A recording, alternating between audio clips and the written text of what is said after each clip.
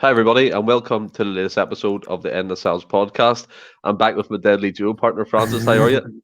Yeah, all good, Stephen, especially after the night's result. It's a good Yeah, Monday.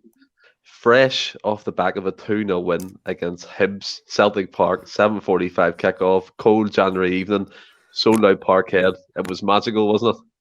Yeah, it was a really, obviously, it was nice to see all the fans back and stuff, and it was obviously good to get a full house with it being a Monday night football game. And that I know folk would have been desperate, but obviously, like as everybody will know, a lot of folk come over for Ireland, so it was good to obviously see. I'm assuming the guys that usually come over from there managed to get over for the game as well, so it's good for the team to see that as well, and clearly gave them a lift going by that first half performance.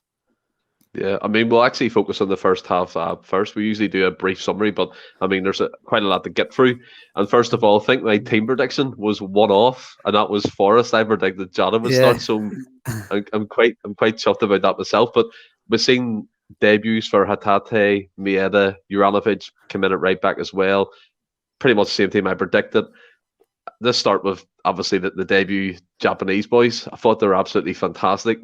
Maeda, his pace is frightening. His Yeah. pace is it's unbelievable. He took his goal really well, the press, and he got the goal, and then Juranovic's penalty. But I think personally, watching the first half, the second half did kind of tail off, but they're probably tired and stuff after being off for 3 or 4 weeks or whatever it was during that break. But the first half, and I know we've said this before, Francis, but for me, that's exactly how Postecoglou wants to play. That constant pressure, but without making the clinical mistakes at the back.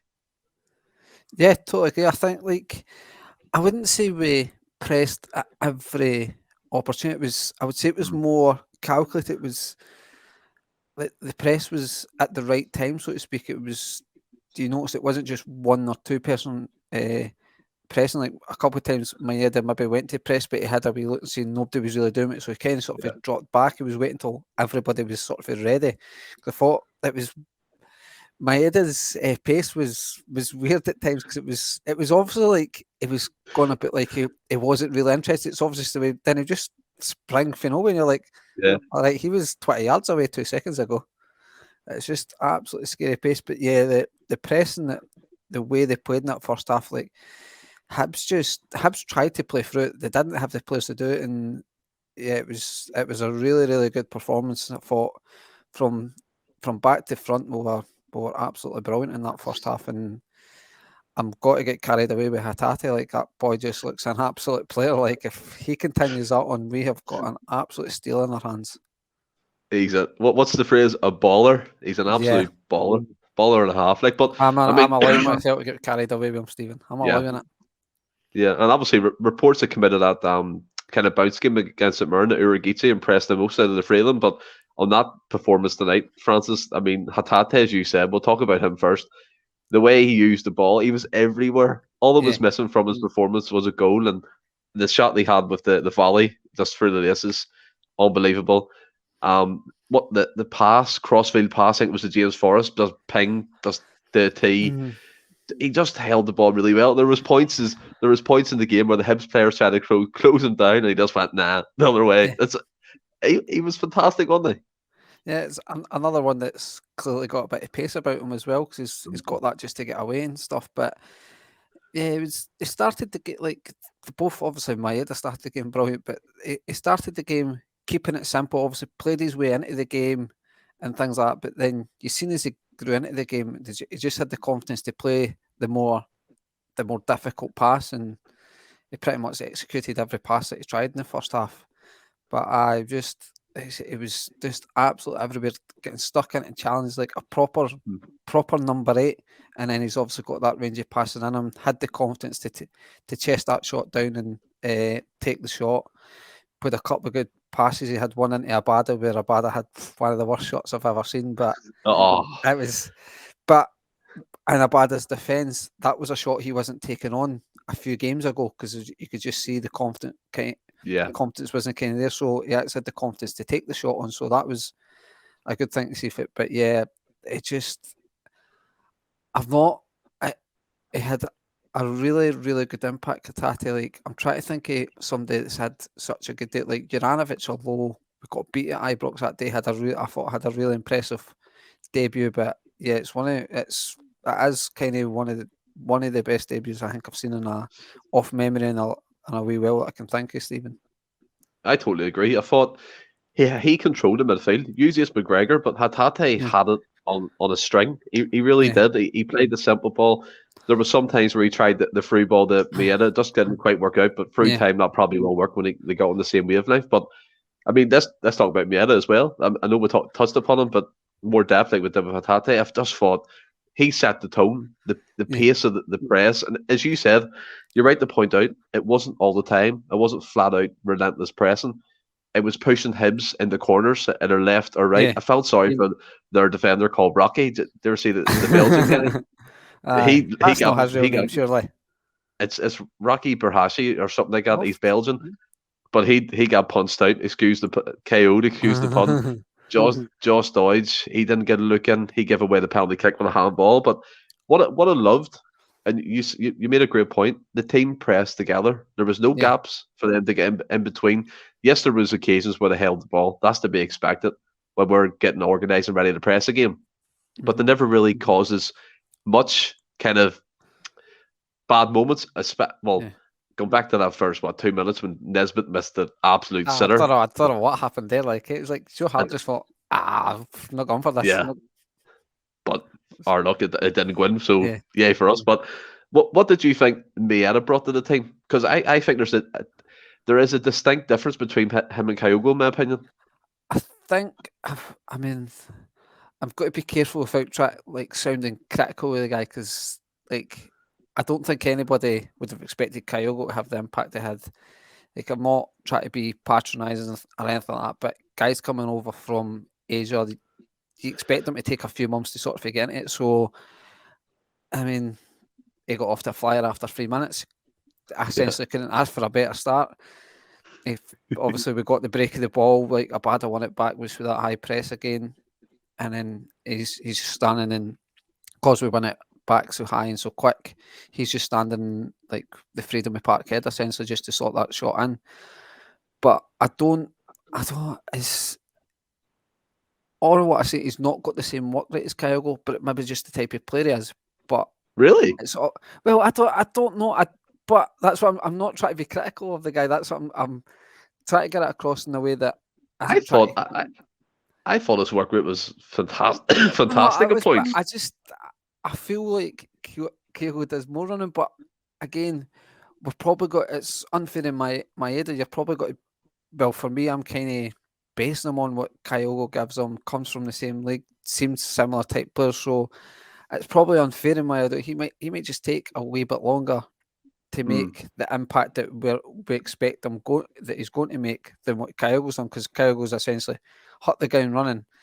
And then I suppose after the night you could say, if you look at it, Maeda scored a goal. He's hit the ground running. That's exactly what you want for a striker. So, I mean, if he's only got to get better, then brilliant, essentially. Because he never had a bad game. Far from it, had a bad game. He did press really well. It's just that I don't know. See, I wasn't unimpressed, but I hope that comes across. It probably comes across that I thought he was rotten. But see, I teed you up. I teed you up there to go with the exact same thought process as me. So you threw me off there. What I was going to say, the difference I can see at this early stage of Maeda's first game is Maeda's good at the closing down press kind of impact running. I think Kyogo. I think it's obvious what we can see. Kyogo's a more technical, more kind of movement kind of player, gets in between the lines, can link up and do that. Maeda can do that as well, but obviously Kyogo's been here a longer time, so you can see his strengths. But what I noticed from the get-go, I do understand what you're saying. There was points in the game where he didn't quite press because the team wasn't pressing, but I think that's a good thing. He notices. I think that was deliberate. Yeah. If he goes and there's a gap behind him, so he's kind of playing for the team there. I really don't. I do believe his impact running, his pressing. He was a catalyst for me for closing them down all the time. Did you not see that, or was I? I think it's just because, like I say, I'm probably unfairly judging him how Kyogo presses, and Kyogo seems to run constant. Where I think, like you say, Maeda's is probably more deliberate. He's trying to press when the team's pressing, Because you sometimes see it with Kyogo, when Kyogo presses, it is leaving the gaps. It's sometimes easy for the opposition to play out, where there was a couple of times tonight, but in the main, I felt Hibs, especially in that first half, struggled to play out, and it probably was due to Maeda picking and choosing when he knew when to shut down, because obviously Postecoglou's coached him for, I don't know if it was 18 months anyway, but it's definitely a season anyway, because he brought him in it. The team we got him off, so he'll know how he wants him to play. So I think it's probably just got to take me a few games to properly see the type of player he is. But like, I really hope this isn't coming across it, because I was really impressed with the guy, and like says, scoring in 3 minutes into your debut, it's what all striker probably wants. What I'm actually liking is the difference of opinion from what I seen to you. Do you know what I mean? Because I was expecting you to think like me, but you haven't, and that's fair enough. I just thought Maeda, for me, like in the first half especially, he was non-stop. The second half he tailed off a bit, but he hasn't played in over a month since the Japanese league ended. So you have to expect this with these kind of players, especially it's kind of technically it would be their pre-season in Japan. Yeah. Do you know what I mean? But one thing that Postecoglou did say before the match was Kyogo is going to be out for a few weeks. We've seen obviously the rumours going around that he'd be out for 4 to 6 months. Obviously, that seems pan in the sky to believe that. I put it into the chat, and you know what I'm like with them kind of things. So I'm like, what's going on here? But what's the prospect of Maeda and Kyogo playing with each other? It's frightening. I think so. It's frightening because, like we said, they both got really good movement. Obviously, Kyogo's movement is ridiculous. The both of them, they're not short of a wee bit of pace anyway. So that's got to cause defenders all sorts of problems. And they both, although you lose a bit of Kyogo when he goes out wide, they both have got the ability to play out there, because you've seen it. Well, you've seen it in the highlight reels of Maeda that he can play out there. So you've got to assume he'll be able to do it. But I think it's a frightening prospect of Day2 and Yota. If we can somehow fit they three up front, that's because they're all rapid. Kyogo's movement. Then you've also got Yota's trickery. All that comes with him. Maeda just, it looks more direct, a wee bit more about muscle and stuff. But it's a really promising prospect if you can somehow get the three in the team. And if they three are in the team, you're keeping guys like Forrest and Abada out the team, which isn't a bad thing at the end of the day, in the sense that you're going, it's no bad sitting behind them. Going, well, if they two are stepping up, we've actually got two, especially guys like Forrest, we've got guys that can come in now. The squad, I thought tonight is one of the times I've looked at the squad and thought, we're in a lot better place right now with squad depth. Especially the bench. You had Urigichi, you had Liam Scales, you had Mikey Johnson, Felipe Yada, and Giakoumakis. All they come on in the second half. But before we get to that, we'll touch upon a few other players that I thought impressed. I thought Juranovic again, Francis. And I know it's harsh from Ralston. I know there's people out there that would have started Ralston, but for me, Juranovic, it's going to probably come back to haunt me here. But he's a level above. He really is for me. He is. He's rapid. He's fast too. The commentator Simon Donnelly, the co-commentator on Celtic TV, was like, "I love to see a foot race between Maeda and Juranovic. I think it'll be quite interesting because they're both really quick." But Juranovic, that penalty kick, he took it, slanted away in the bottom right hand corner. I just think we've got a gem with him too. Do you know what I mean? I really do, Juranovic, and it is harsh and Ralston, because the guy's not put a foot wrong all season. But when you're at a club like Celtic, we should be having competition for places. People shouldn't be confident in their position. So, and you see, I don't know if you've seen the post-match interviews. Juranovic even he gave a wee nod to Ralston, saying not. He actually mentioned about the squad depth because Ralston unfortunately was on the bench today. But it just shows how strong our bench is now. But I really do think he is a proper player, like so comfortable on the ball. His technique's good. Like the penalty in that, like it's just scored. Every penalty he scored for us has just been absolutely brilliant. And then his energy to go up down the park. He obviously knows how to play the inverted fullback, which is probably giving them the upper hand now on Ralston. Like Ralston's obviously still learning it, but he can actually play it, but it's just obviously Juranovic is clearly better on the ball. But that's not to say that Ralston's bad on the ball, because you can see he's clearly put the work in. He's done the graft to get him where he is now. So I think Ralston's probably just suffering the fact that he wasn't brought in by Postecoglou.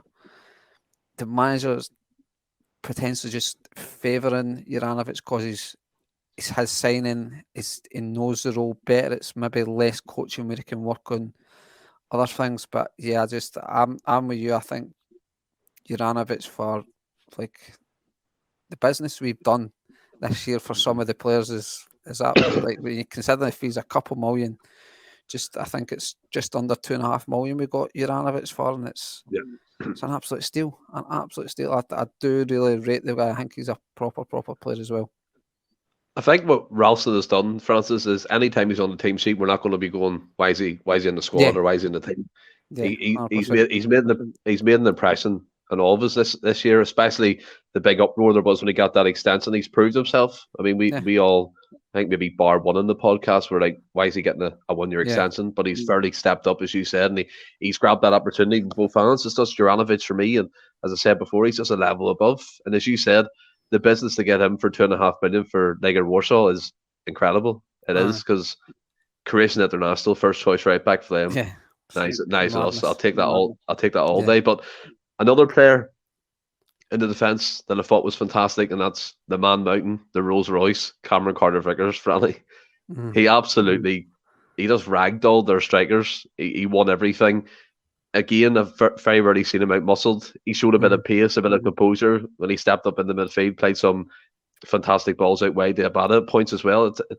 For me, I know when Jada came on, the Celtic fans were shouting, sign him up, but you need to sign him too. Yeah, I think both are as equal. Like, it's not, for me, it's not a matter of one or the other. It's both. I'm not saying it's both or none. It's both. If we're only getting one, then right now I'm not really complaining what one we get, as long as we get one. But it's got to be both of them. It's got to be both of them, Stephen. And obviously there has been rumours in the background saying that we're speaking to Tottenham and obviously Benfica about getting these deals done. So if that's the case, I would like to think that they've already went to the players to say, look, do you want to stay? Because there's no point for me.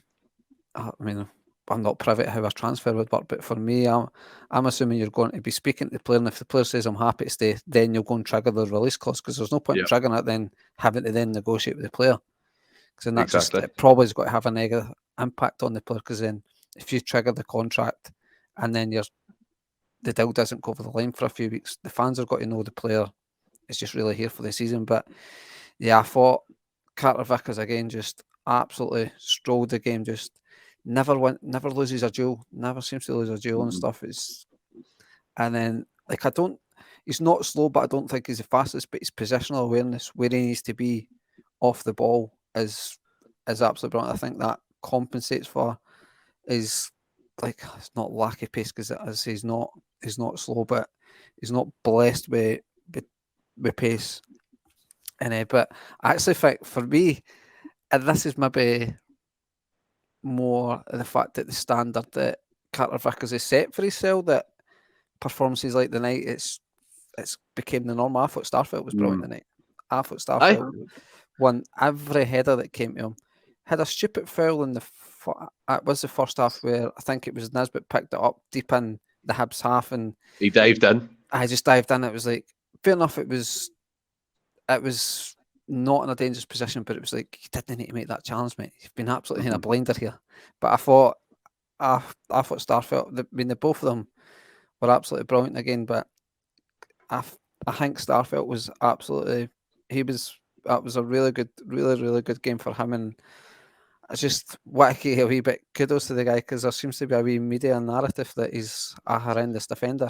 I'm not going to sit here and claim he's brilliant and he's the best defender we've ever had. He has got that mistake in him, but he has been an integral part of what is domestically the best defence in the league right now.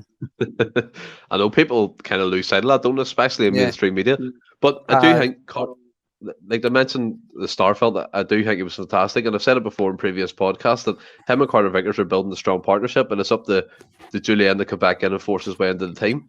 Yeah. And we all know probably at some stage that will happen. If one of them picks up an injury, then he'll get his chance. But I think the whole Starfelt thing, it was right to say he wasn't having the greatest time before Christmas. He had about 2 or 3 dodgy games. Let's be fair about that.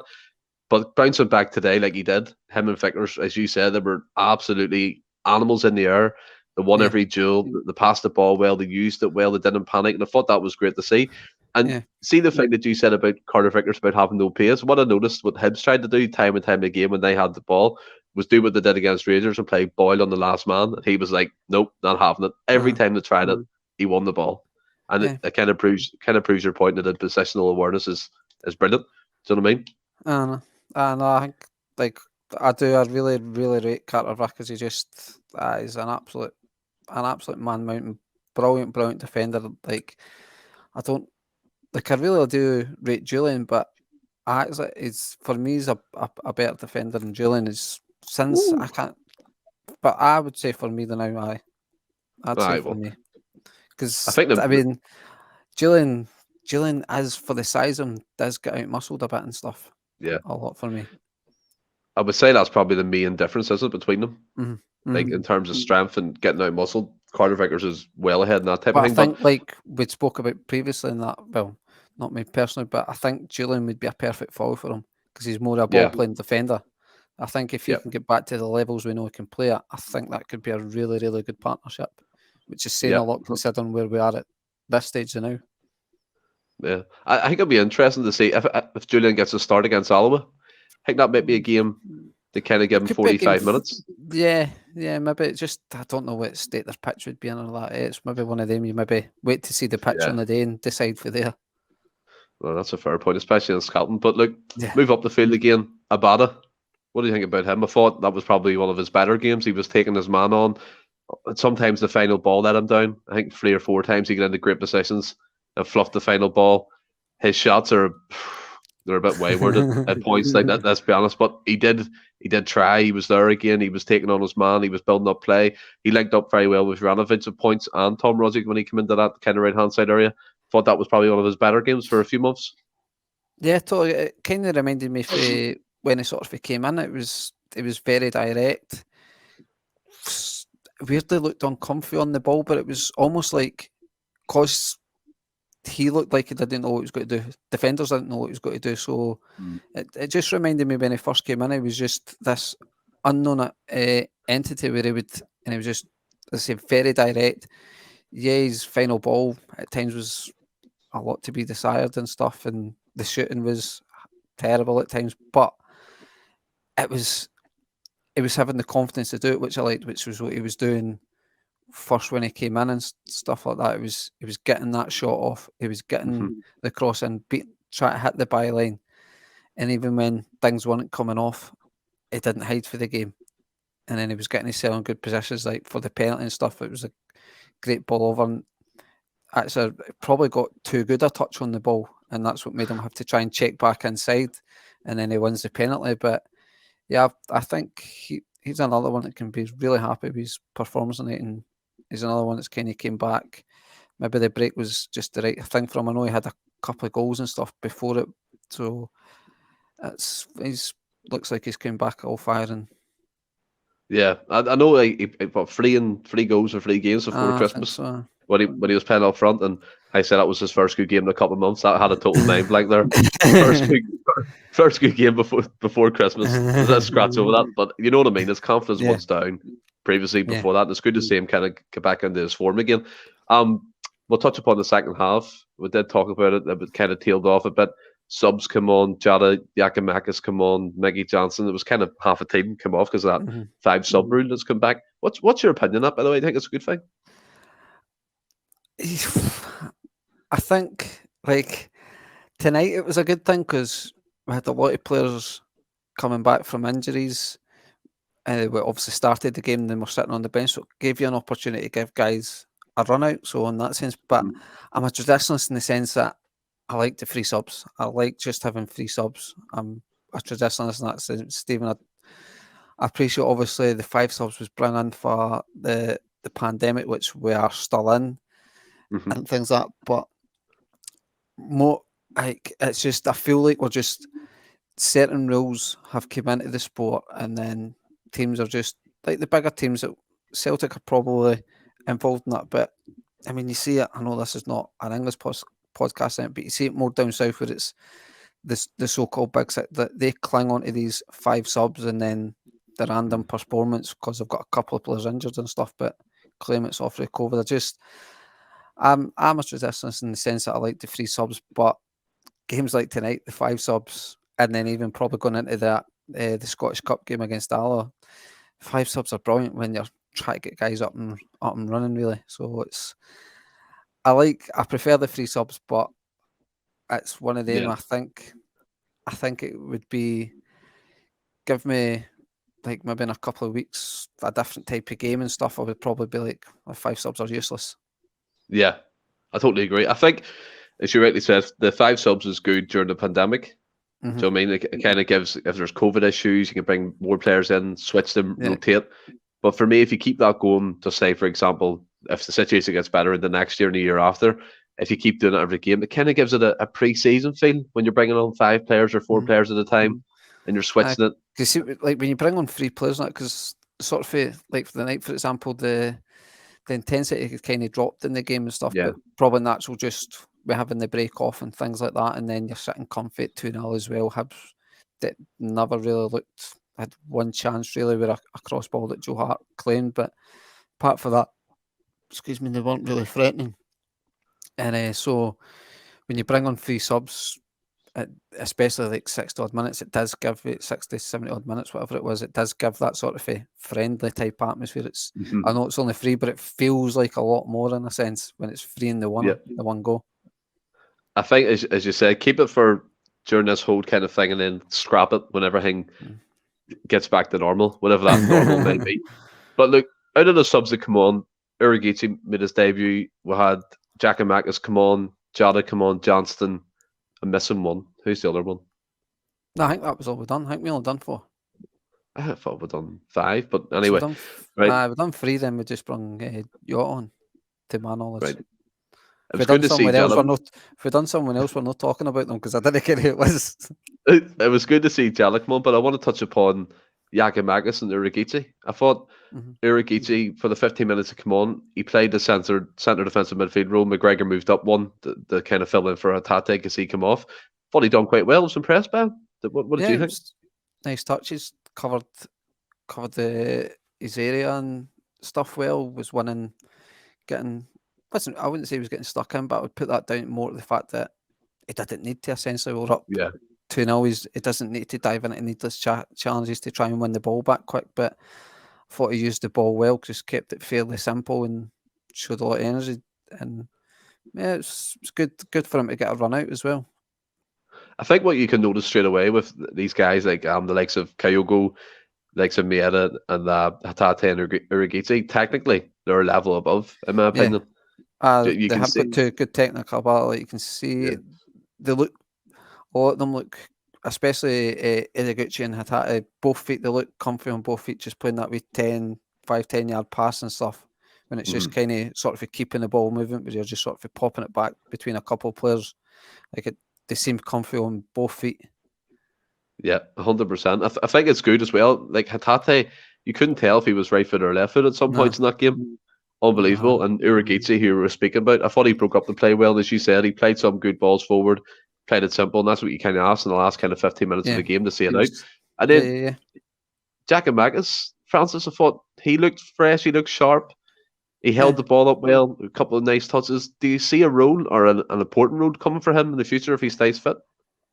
Very much, I do, because it gives us that different option up front. He's more I wouldn't say he's a target man. Like he's obviously he's a big unit, a boy and stuff, but I think he likes. I think he would score all types of goals as well. But there's obviously similar to Starfield. Some folk in the mainstream media have written Giakoumakis off as well, and I think if he can get double figures for the season in the league, like get another. If you get 10, 11 goals this season, I think that'll go a long way to helping us get where we want to be and retain the league. I think he has, if he can keep himself fit, I think he has got a big part to play, because there will be games where we will be struggling and we maybe want to play him as the target man and get it up, or hold the ball up and play off. Because you've seen the couple of games he's played in Europe, especially at home to Ferencvaros, like his hold up play is absolutely brilliant. He'd done it a couple of times a night, tried to hold it off, and you could see he was trying to pop it off and get away, but he was getting fouled and stuff. So and he has got a bit of pace about him as well over the sort of first 10-20 yards and things like that. I do, if he can keep himself fit, I think Postecoglou believes him. He's even came out and said that he's got a big part to play, so he's got the manager's back and stuff, so there's no reason why he can't be a major player. A lot of, like, it's for a lot of the players now, I think they know where they stand with Postecoglou. Nobody's really in the papers saying I want away. Like even the players that aren't featuring a lot, there's nobody really coming across as like a bad egg, so to speak. So could you imagine trying to be a bad egg and Postecoglou your manager? What? But that's a good thing, because it looks like players are wanting to play for them, that they're accepting their roles, that they're maybe not first team players, but they know their role within the team. And that's key to if you want to win leagues, because not everybody, especially at a top club, not everybody can play every week, unfortunately. And there will be times where we will need Giakoumakis even just to start a game, to sort of just as a wee different option. Then times when where teams will just be sitting in, and we will need to put balls off and play him as a target man, essentially, get cross balls off, play off the second ball. But if he can keep fit, I see a big second half to the season for him. Just as I say, if he can get into double figures for scoring, I think that's going to help us massively. I think one of the first things he done when he came on was win a free kick, and your man Rocky got booked. So he has a presence about him, definitely, and it's one player I'm looking forward to seeing more of in the coming games. But we'll close up that kind of thing around the game and touch upon some things that might be negatives. And as usual in our chat, there's always people who are saying certain things. So we'll bring up one of the points. I said it as well at half time. Greg Taylor. And this is not the pigeonhole about. It's just for me, Franny, this game he got caught out a few times, but he kind of counteracted that. He played some lovely balls over the top. I think he saw one that goes up, Abada's penalty kick. It was over the top. He flicked it in, won the penalty. So positive and negatives to this game, but he was a bit out of position for me in certain areas of that pitch. Do you know what I mean? I mean, I will give you, I think there was twice in the first half he got caught out, but I think you've got to balance it a bit, Stephen, and say, like, folk that will maybe listen to the podcast will know I'm not saying I'm against Taylor, but I think Celtic should be doing better than Taylor going forward. But Postecoglou does seem like the type of manager that he's just not got to sign somebody for the sake of signing somebody. I think he wants the right type of player. That you see that with the boy McGree, where he's not going to try and convince somebody. He's not going to pay over the odds to get a guy. He wants guys that want to be here. So he maybe is. Maybe he sees Taylor as his man, or Scales. We don't know. He's never actually came out and said he's looking for a left back. So he maybe sees a future for Taylor and sees Taylor's a guy. I think we've got to realise that Taylor has been injured a lot this season, hasn't played a lot. So we've not played, he's not going to have been training a lot. So he's not really got to be getting to work on the shape where he needs to be on and off the ball. And I think that was his problem tonight. Like, I thought Taylor actually had a pretty decent game. Off the ball, yeah, well, I agree, he was caught out of position at times. But I think a lot of that comes down to the fact that he probably hasn't trained a lot with the team. So he's probably just getting caught out where he needs to be when he's off the ball. I mean, he's also trying to learn a new position in the sense of this inverted fullbacks. That's not a position he would have ever played at Kilmarnock, never played it at Celtic until Postecoglou came in, and has not really had the chance to play it a lot. So I think he's just suffering that he's probably just behind in development for the rest of the team. But I think with Taylor, before I'm willing to judge Taylor if he's got to be successful in Postecoglou's team, he needs a run of games. before I'm going to write him off and post a Coglis team. I'm not saying you're writing him off or anything like that, but